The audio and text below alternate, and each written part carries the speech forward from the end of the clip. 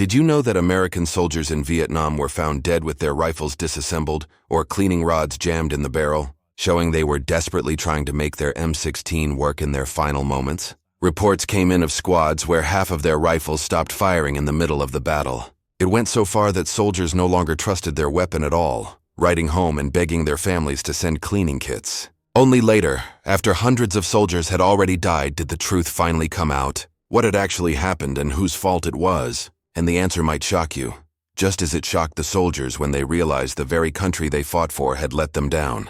So, to make this story make sense, let's start with why the M16 rifle was made the way it is. In the years after World War II, the U.S. Army found itself with a variety of different weapons in different calibers for its infantry. They had 30-06 chambered bars, M1 Garands and M19-19 machine guns, 45 ACP submachine guns like the Thompson and the so-called grease gun. Then there was the M1 carbine and 30 carbine caliber. And all those weapons were mixed within every infantry squad. The war showed just how difficult it was to resupply units to deliver to every single soldier the exact ammo type he needed. Not to mention that you had to produce all those different types of weapons, ammo, magazines, and equipment for them, and then train soldiers to use all of them. So, as the dust from World War II slowly settled, the American military sought a new do-it-all weapon in one universal caliber. Countries of the newly formed NATO alliance agreed to develop weapons around a single caliber so they could support each other with ammo if a new global war erupted, and that became 762-51 NATO. They then built what was basically an improved M1 Garand chambered in this caliber, the M14. It had a heavy steel receiver and wooden stock, a 20-round magazine, and could even fire in full auto. But it looked like this. It weighed around 10 pounds loaded, and it would soon be realized that this cartridge was more suitable for purpose-built machine guns that could manage the recoil of a full-power round in automatic fire. At the same time, they were looking at post-war data which showed that most firefights occurred well within 300 yards, and that soldiers rarely actually hit anything beyond that distance with their standard rifles. Now, submachine guns were not quite great for anything beyond 50 yards, but a full-power 30 caliber round was definitely overkill under this range. With this in mind, and while trying to modernize the M14, Armalite designer Eugene Stoner developed the AR-10, but soon got an even better idea. The AR-10 was chambered in the same caliber but used aircraft-grade aluminum and plastic instead of steel and wood. He also introduced a new direct gas impingement system that vented gas straight back into the bolt carrier to cycle the action.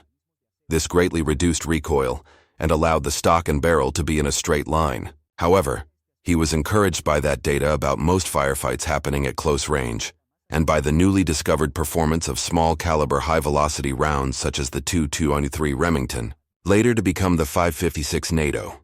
He then took the promising concept of the AR-10 and basically downsized it into the AR-15 chambered in this new caliber. Now this was quite a step forward, with the modern-looking rifle weighing under 7 pounds. But what was best about it was how controllable it was to fire. It had almost no recoil with single shots and was incredibly controllable in full auto. The long 20-inch barrel gave the small projectile a very high muzzle velocity, around 3,200 feet per second, and it compensated with speed for its light weight to remain very destructive on the human body. Tests showed that it would often tumble upon hitting a bone, cause hydroshock, and in this way create similar damage to the much larger 7.62. Once in combat, it wouldn't be exactly like that.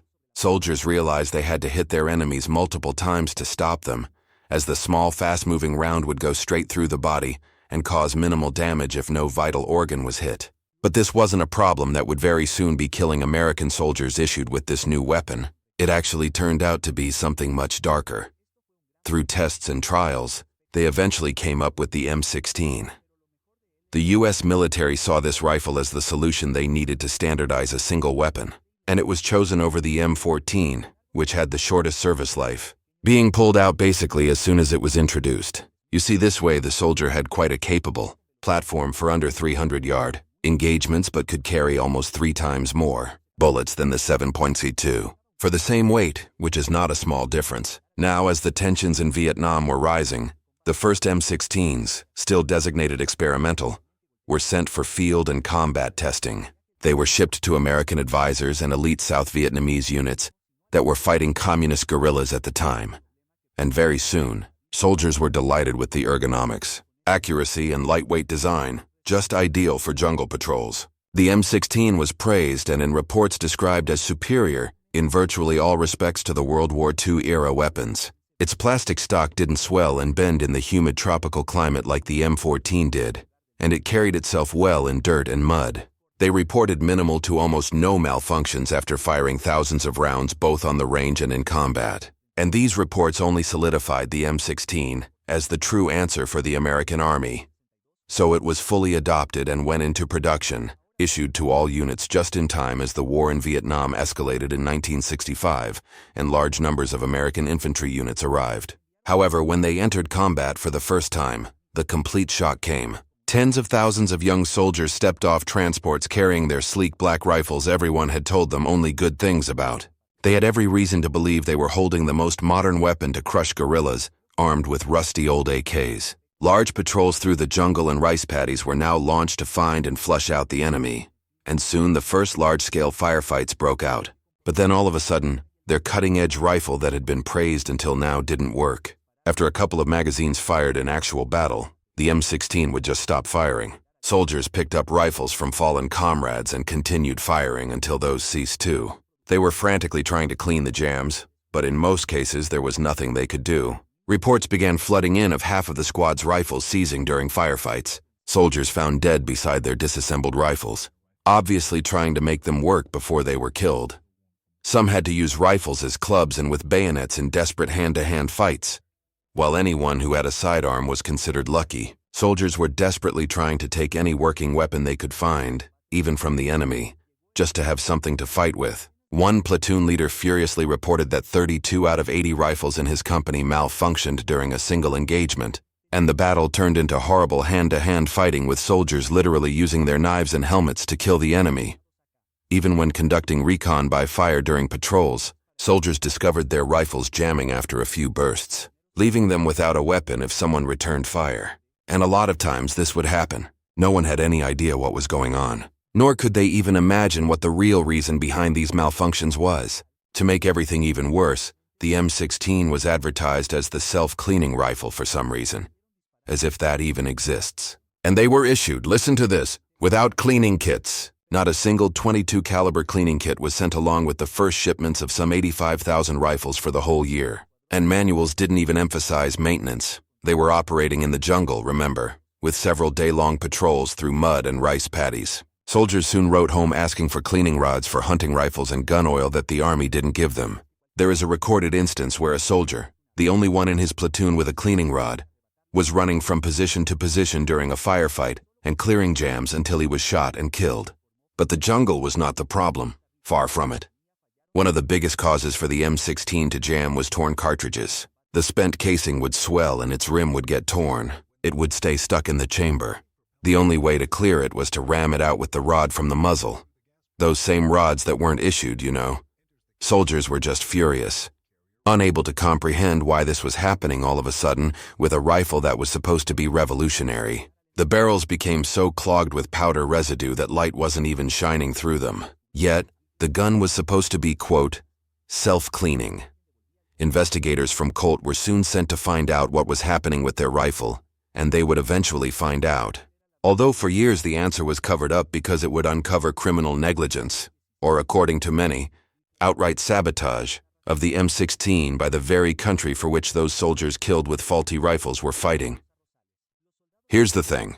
During early development, the AR-15 had been tested with the powder, commercially known as IMR 4475.